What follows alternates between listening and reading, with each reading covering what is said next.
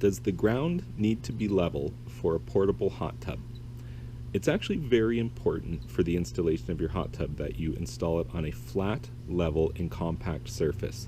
Hot tubs of any size are very heavy, and it's important that it's not listing to one side or the other, and this is even more so important with an entry-level hot tub like an Intex hot tub, which is an inflatable hot tub unit.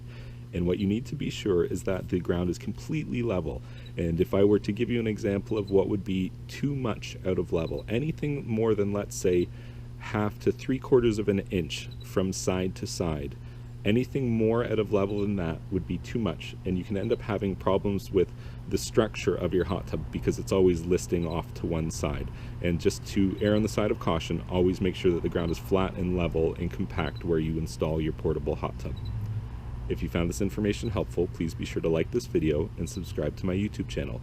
And you can check out my website, swimmingpoolsteve.com.